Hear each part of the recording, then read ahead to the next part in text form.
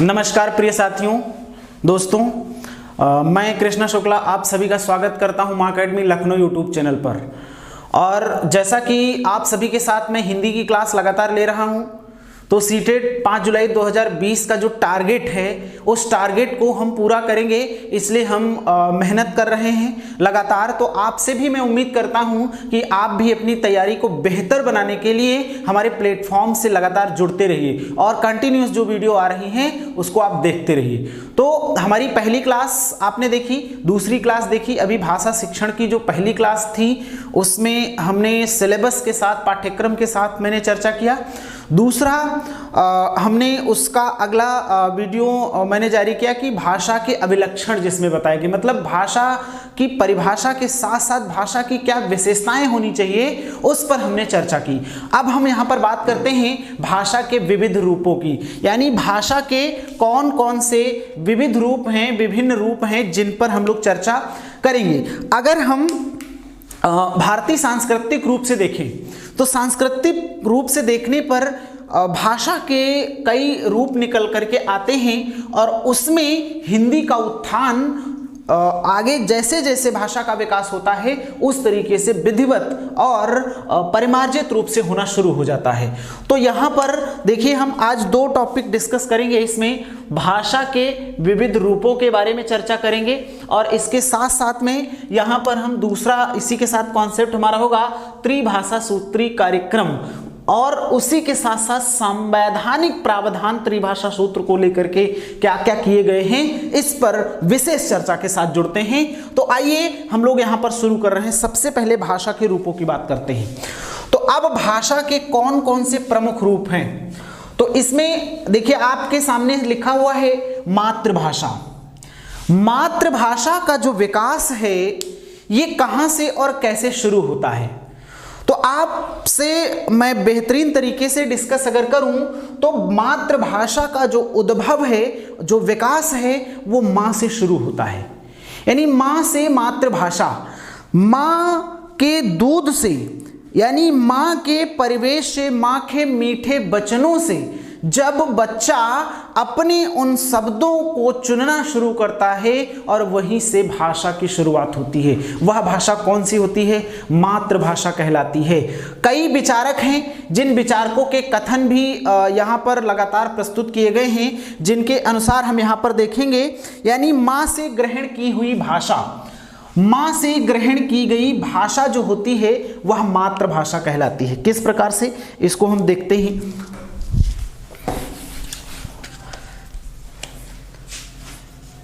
जननी जन्म भूमिश्च,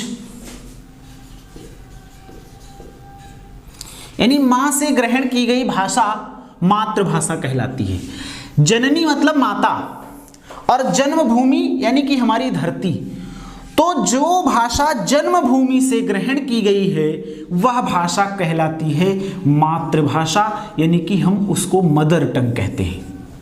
मातृभाषा के संदर्भ में यहाँ पर कई विचार के कथन भी प्रसिद्ध हैं, जैसा कि हमने एक यहाँ पर प्रमुख विचारक का नाम लिखा हुआ है जिनका नाम है बेलार्ड साहब।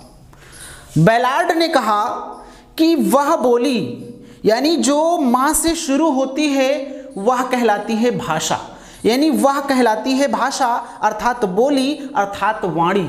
और जैसे जैसे समाज में बच्चा प्रवेश करता है, समाज के द्वारा जो भाषा स्वीकार होती है वह भाषा कहलाती है मातृभाषा। ऐसा कहा है हमारे बेलार्ड जी ने। क्या कहा कि माता यानी घर की बोली, घर की बोली माता की भाषा, और समाज के द्वारा स्वीकार भाषा, समाज के द्वारा स्वीकार भाषा जो है ये कहलाती है मातृभाषा। क्या कहलाएगी भाई? मातृभाषा। ये सीधे कथन यहां पर पूछा गया है कि बेलार्ड का निम्नलिखित में से कौन सा कथन सही है। तो बेलार्ड का कथन है कि घर की बोली माता की भाषा और समाज के द्वारा स्वीकार भाषा जो होती है वह मातृभाषा कहलाती है। दूसरा, यहां पर हमारे महात्मा गांधी जी का कथन, महात्मा गांधी जी ने 1917 में 1917 के संदर्भ में इन्होंने एक कथन दिया कि मातृभाषा के अनादर में अगर यानी जो माँ के दूध से मीठे बचनों का पाठशाला से जो संबंध होता है बच्चे का, यानी उस संबंध को विदेशी भाषा ने अपने स्तर को बढ़ा करके तोड़ना शुरू कर दिया। यानी विदेशी भाषा के आने से मातृभाषा टूटना शुरू हो गई। तो कैसे उन्होंने क्या किया, 1917, हालांकि गांधी जी का ऐतिहासिक यहाँ पर जो संघर्ष है शुरू होता है 1917 चंपारण आंदोलन की भी बात हम लोग पॉलिटी के संदर्भ में करेंगे, उसमें देखेंगे ऐतिहासिक दृष्टिकोण इसमें है। उन्होंने भाषा के अनादर में यानी मातृभाषा के अनादर में ये बातें कही थी कि मातृभाषा का अनादर, विदेशी भाषा को पाठशाला में प्रवेश करना, यानी माँ के दूध से या माँ के दूध और बच्चे की मातृभाषा के बीच में जो मीठे वचनों का संबंध होता है, उन मीठे वचनों के संबंध को तोड़ने का काम विदेशी भाषा के आगमन से हुआ। तो इसका अनादर यानी इसका पूरा विरोध हमारे महात्मा गांधी जी के द्वारा किया गया। एक संदर्भ और हम यहाँ पर देखते हैं, हमारे रायबर्न एक बहुत अच्छे विचारक हैं। रायबर्न के अनुसार ये कहा गया कि जो मातृभाषा है, मातृभाषा अर्थात जननी, जैसा कि मैंने अभी यहाँ पर बताया भी है कि जननी जन्मभूमिश्च, जननी जन्मभूमिश्च, यानी मातृभाषा वह भाषा है जो हमारी जन्मभूमि के द्वारा ग्रहण की जाती है। कहां से? जन्मभूमि के द्वारा ग्रहण की जाती है, उसे हम क्या कहते हैं? मातृभाषा कहते हैं। मातृभाषा का दो कथन यहाँ पे प्रस्तुत है, एक मातृभाषा, दूसरा यहाँ पर हम इसको कह सकते हैं प्रथम भाषा। यानी बच्चे की मातृभाषा और प्रथम भाषा, अगर आपसे प्रश्न पूछ ले कि क्या मातृभाषा और प्रथम भाषा में अंतर है, तो नहीं, यानी दोनों भाषाएं क्या हैं? एक हैं और दोनों में समानता यहाँ पर स्थापित होती है। यानी बच्चे की जैसे शुरुआत होती है समाज में प्रवेश करने की या लोगों से मिलने से या जुड़ने से, तो दोनों में संबंध स्थापित होता है, यानी कि बच्चे की प्रथम भाषा ही मातृभाषा कहलाती है इस वक्त। तो रायबर्न जी का कथन है, उन्होंने कहा कि जो मातृभाषा है ये हर्ष यानी खुशी, आनंद और ज्ञान का तक्षण, साधन और स्रोत है। यानी कि इससे हर्ष और आनंद और ज्ञान का जो उद्दीपन होता है, यानी जो प्रकाश उत्पन्न होता है व्यक्ति में, तो मातृभाषा एक अच्छे स्रोत के बारे में दर्शाती है, हर्ष और आनंद के बारे में बताती है। दूसरा, भावों अभिरुचियों का परिचालक है। भावों का यानी कि भाव एक दूसरे के भावों या विचारों के आदान प्रदान में मातृभाषा सहायक होती है। सृजनात्मकता लेकर के आती है, सृजनात्मक यानी कि नई नई क्रिएटिविटी बच्चे के अंदर यहाँ पर पैदा करने का काम करती है मातृभाषा। सीधा सा तात्पर्य है, मातृभाषा वह है जो हमारी माँ से शुरू होती है और अपने परिवेश, समाज, आसपास के वातावरण से सीखी जाती है। मातृभाषा को प्रथम भाषा भी कहते हैं। एक चीज और, दूसरा अब यहां पे हमारा संदर्भ है, देखेंगे इसको थोड़ा सा।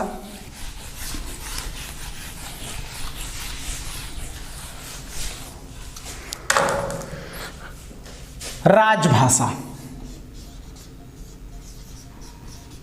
राजभाषा यानी इसको हम कहते हैं ऑफिशियल लैंग्वेज, ऑफिशियल लैंग्वेज, या इसको हम कहते हैं राजकाज की भाषा। राजकाज की भाषा क्या है इसका मतलब? ऑफिशियल लैंग्वेज वह होती है जो कि कार्यालयों में प्रयोग की जाती है, चाहे वह संसद हो, चाहे वह विधानसभा हो, चाहे वह कोई भी सरकारी कार्यालय हो, हर जगह पर राजभाषा का ही प्रयोग किया जाता है, जैसा कि संवैधानिक रूप से दर्जा दिया गया है। इसकी हमारी कॉम्पिटिटिव एग्जाम की एक पहली क्लास भाषा परिचय की जो मैंने पढ़ाई थी, उसमें पूरा डिटेल दिया हुआ है। मैं थोड़ा सा इस पर चर्चा कर लेता हूं कि हमारे संविधान के अनुच्छेद 343 के अंतर्गत और अनुच्छेद 343 और अगर हम भाग की बात करते हैं तो भाग 17 में और 8वीं अनुसूची में यहाँ पर 22 भाषाओं को मान्यता दी गई है। तो यहाँ से सीधे प्रश्न बनता है, तो अनुच्छेद 343 में राजभाषा का वर्णन किया गया है, भाग 17 में 8वीं अनुसूची कितनी भाषाओं का वर्णन किया गया है, तो 22 भाषाओं का वर्णन किया गया है और हिंदी भी उसी में शामिल है, यानी राजभाषा के रूप में। हिंदी क्या है अगर आपसे पूछे तो राजभाषा के रूप में यह मानी जाती है। अच्छा, इसके बाद में हम बात करते हैं राष्ट्रभाषा की। राष्ट्रभाषा क्या होती है?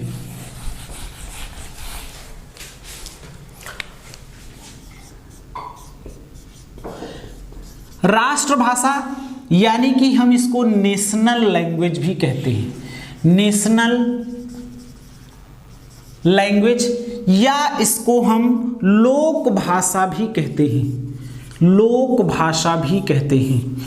लोक भाषा अर्थात लोगों की भाषा, यानी कि अंतरराष्ट्रीय स्तर पर जो हमारे देश हैं, अन्य अलग अलग देश हैं, अलग अलग देशों की अलग अलग अपनी भाषाएं होती हैं।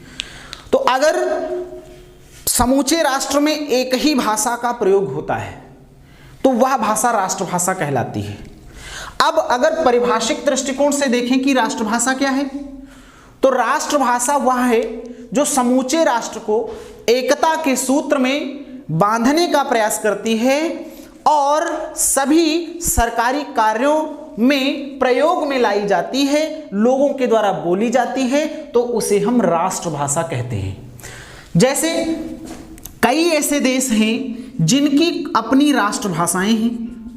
राष्ट्रभाषा के संदर्भ में अगर हम देखें तो जैसे चाइना, चीन की अपनी राष्ट्रभाषा है, मंदारिन जिसको हम बोलते हैं, और मंदारिन एक ऐसी भाषा के रूप में है जो विश्व में प्रथम स्थान पर भी बोली जाती है। विश्व में प्रथम स्थान पर बोली जाने वाली अगर कोई भाषा है तो वह मंदारिन है और मंदारिन राष्ट्रभाषा भी कहलाती है।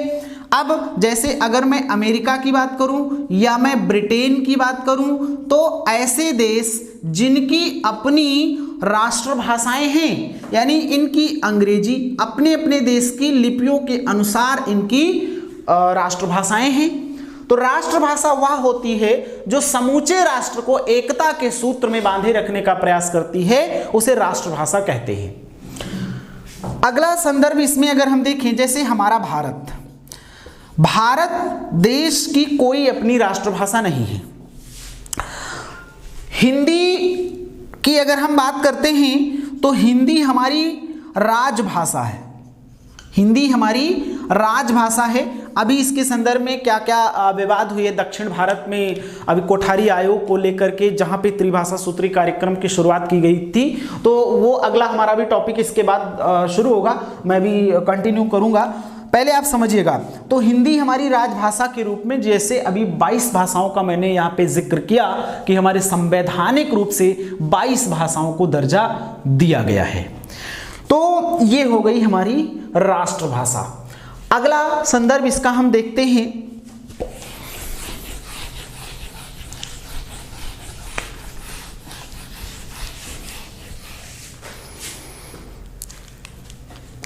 एक हमारी भाषा है संपर्क भाषा, बहुत महत्वपूर्ण है।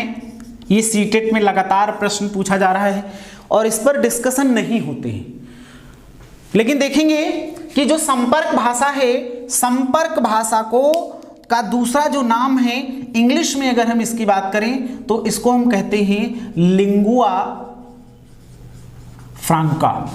लिंगुआ फ्रांका, लिंगुआ फ्रांका का मतलब यहां होता है कि जहां पर दो लोग बातचीत कर रहे हों और उनकी मातृभाषाएं अपनी अलग अलग हों। जैसे मान लीजिए कि कोई फ्रांसीसी है और कोई रसियन है, तो रसियन या रूस का जो व्यक्ति है उसकी अपनी मातृभाषा होगी और जो फ्रांस का है उसकी अपनी मातृभाषा होगी। लेकिन जब दोनों बात कर रहे होंगे तो उनकी एक ऐसी भाषा जो दोनों को जोड़ने का काम करेगी। जैसे अगर हम इस मॉडर्न एज में देखें, आधुनिक समय में देखें, बहुत महत्वपूर्ण चीज है, इस चीज को बहुत ध्यान से आप सुनिएगा, रिप्ले करके इसको देख लीजिएगा। आधुनिक समय में अगर हम बात करें, मॉडर्न एज में अगर हम बात करें, तो अंग्रेजी हमारी संपर्क भाषा के रूप में सीटेट में प्रश्न पूछा जा सकता है। महत्वपूर्ण प्रश्न है ये आपके लिए कि अंग्रेजी किस प्रकार की भाषा है, तो ये विश्व में, पूरे विश्व के संदर्भ में देख रहे हैं, संपर्क भाषा के रूप में आधुनिक समय में, यानी पूरे विश्व में संपर्क भाषा के रूप में यहां पे यह मानी जा रही है। तो समझना क्या है, इस भाषा को हम संपर्क भाषा भी कहते हैं, इसको हम सेतु भाषा भी कहते हैं, सेतु भाषा, इसको हम व्यापार भाषा भी कहते हैं।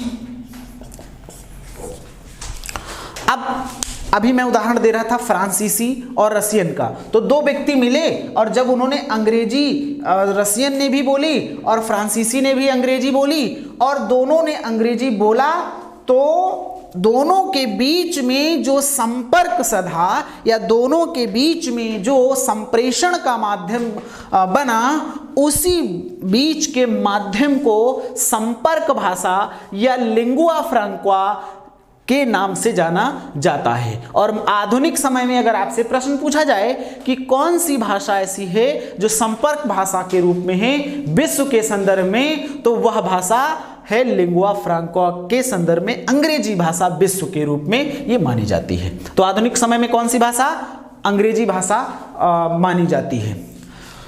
तो इसके बाद में हम भाषा के विविध रूप और भी हैं, औपचारिक और अनौपचारिक भाषा के संदर्भ में, लेकिन इसकी क्लास अलग हो जाती है। अब दूसरा हमारा जो टॉपिक है संवैधानिक रूप से अगर हम देखें, त्रिभाषा सूत्र व संवैधानिक प्रावधान, त्रिभाषा सूत्र व संवैधानिक प्रावधान, इस पर चर्चा करते हैं।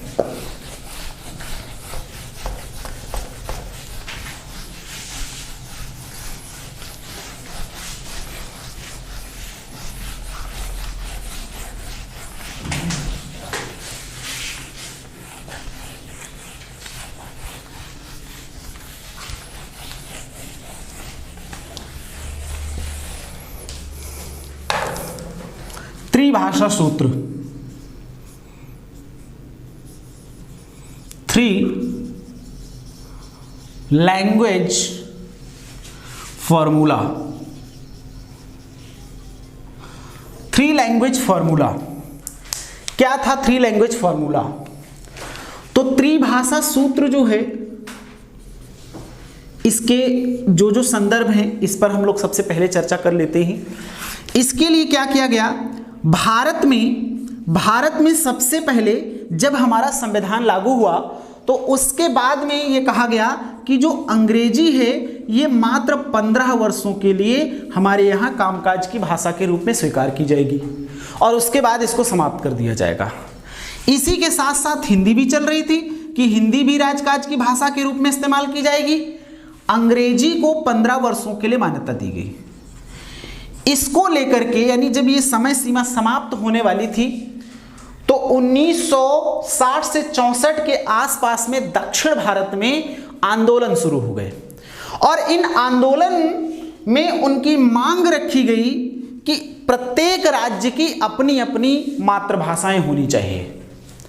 तो 1964 में एक सिफारिश की गई, 64 में एक सिफारिश हुई कि यहां पर एक आयोग का गठन किया जाएगा, यानी उस आयोग का नाम रखा गया कोठारी आयोग। कोठारी आयोग, यानी कोठारी आयोग जो है ये 1966 में तैयार हो गया। कब तैयार हो गया? प्रश्न सीधे सीटेट में पूछता है कि कोठारी आयोग कब बन के तैयार हुआ? तो 1966, 1964 से बनना शुरू हुआ और 1966 में यह बनकर। तो त्रिभाषा का जो संवैधानिक रूप है, संवैधानिक रूप में हमने हिंदी को देवनागरी लिपि के रूप में यहाँ पे प्रयोग किया और जैसा कि भाषा को लेकर के ही दक्षिण भारत में एक विवाद चलता रहा। संविधान में ऐसा कहा गया कि अंग्रेजी जो है ये राजभाषा के रूप में 15 वर्षों तक प्रयोग की जाएगी, लेकिन 1965 के आसपास दक्षिण भारत में दंगे फसाद होने शुरू हो गए। तो उसमें यह निर्णय लिया गया कि भाषा से संबंधित एक आयोग का गठन किया जाएगा और उस आयोग की जो सिफारिश होगी वो त्रिभाषा सूत्री कार्यक्रम को लेकर के होगी। अब त्रिभाषा सूत्री कार्यक्रम क्या है, इसका संवैधानिक रूप जो है इसको सबसे पहले जान लेते हैं। तो संवैधानिक रूप क्या है, भारत की राजभाषा देवनागरी लिपि हिंदी होगी, ऐसा कहा गया संविधान के आर्टिकल 343 के सब क्लॉज 1 में, यानी अनुच्छेद 343 के सब क्लॉज 1 में ऐसा कहा गया। 343 में भाषा का वर्णन, तो 343 के सब क्लॉज 1 में यह कहा गया कि भारत की राजभाषा देवनागरी लिपि हिंदी होगी। और दूसरा संविधान के अनुच्छेद 343 का अनुच्छेद 2 सभी कार्यालयों के कार्यों के संपादन के लिए यह कहा गया। अभी जैसा कि मैंने बताया कि 15 वर्षों तक के प्रयोग के लिए बात की जाएगी, यानी बात की गई 15 वर्ष तक अंग्रेजी भाषा का प्रयोग राजभाषा के रूप में किया जाएगा। हिंदी इसी संदर्भ में कभी राष्ट्रभाषा नहीं बन पाई भारत की। अब क्या हुआ, अभी मैंने बताया भी, यह आंदोलन होना शुरू हो गया लोगों के द्वारा।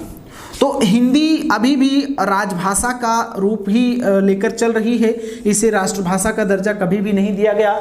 हमारा राष्ट्र जो है वो हिंदी भाषी है, यानी कि मैक्सिमम यानी अधिकतर जो राज्य हैं वो हिंदी भाषा का प्रयोग करते हैं, अधिकतम प्रतिशत जो है वो हिंदी भाषा का प्रयोग करता है। लेकिन इसमें कुछ विवाद हो गया और विवादों के द्वारा यहाँ पर एक आयोग का गठन किया गया। 1964 में यह सिफारिश की गई और 1966 में कोठारी आयोग का गठन किया गया, जिसमें यह कहा गया कि त्रिभाषा सूत्री जो संकल्पना है उसको राष्ट्र के समक्ष रखा जाएगा और राष्ट्र इसका निर्णय करेगा कि 3 भाषाएं वे कौन कौन सी होंगी और किस स्तर पर और किन किन राज्यों में किस प्रकार से भाषाओं का प्रयोग किया जाएगा।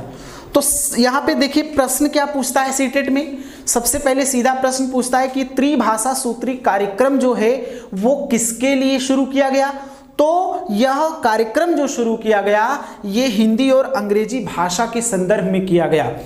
अब अगला प्रश्न पूछता है कि त्रिभाषा सूत्री कार्यक्रम की सिफारिश किस आयोग ने की।